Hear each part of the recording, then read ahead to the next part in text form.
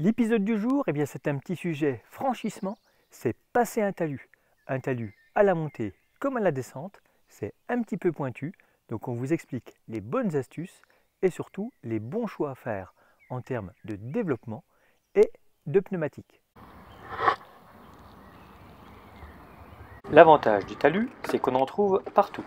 Et même en ville, ils peuvent être redoutables, surtout si les conditions d'adhérence sont précaires. Du coup, on peut s'entraîner à proximité de chez soi aux bonnes gestuelles techniques, à la descente comme à la montée. Sainte Adhérence est au rendez-vous, surtout si c'est grave, et que vos pneus ne sont pas un modèle de motricité ou encore votre denture de cassette limitée. Le 51 dents de chez Shimano permet toutes les fantaisies, et un 46 dents offre déjà beaucoup de possibilités. Les escaliers sont une bonne manière de s'entraîner à la gestion de la pente, mais aussi pour prendre la bonne posture, légèrement en avant, sur le bec de selle, bras légèrement fléchis pour charger l'avant. Niveau d'assistance élevé, regard au-delà de l'objectif, surtout ne pas regarder sa roue avant, toujours regarder au loin. Une fois que vous avez pris le coup sur des obstacles artificiels, commencez sur des talus à l'entrée et à la sortie facile. Soyez tenace et persévérez. Tout ce qui se monte se descend.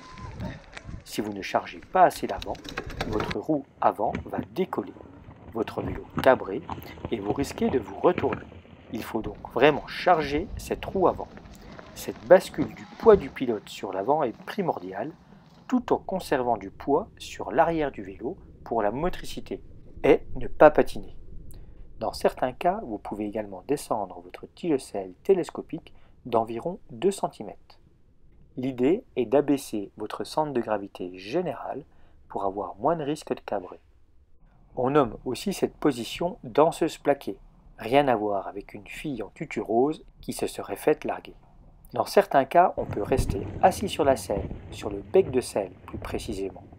L'objectif étant de ne pas cabrer et d'avoir un maximum d'adhérence. Notez qu'un pneu doit se déformer et que trop gonflé nuit à la motricité. Vous pouvez aussi jouer sur votre comportement moteur et sa facilité à vous propulser même lorsque vous arrêtez de pédaler. À la descente, cette bascule de poids va se faire vers l'arrière pour ne pas basculer par l'avant. Bras tendus, fesses derrière la selle et tige-selle télescopique descendue. L'idée aussi est de mettre du poids sur le pneu arrière pour un freinage amélioré. Cette attitude doit être naturelle, la vitesse régulière, suffisamment rapide pour l'équilibre, mais pas trop pour le contrôle. À vous de vous entraîner maintenant. Alors, pour ceux qui sont plus visuels, on vous la refait en live. On se présente bien droit, selle moins 2 cm. On tire légèrement sur le guidon. On vient charger le guidon ensuite sur l'avant pour reprendre l'adhérence. Et voilà, l'action est beaucoup plus rapide que l'explication. Qu'est-ce que je vous dise? C'est trop fastoche avec un e-ride.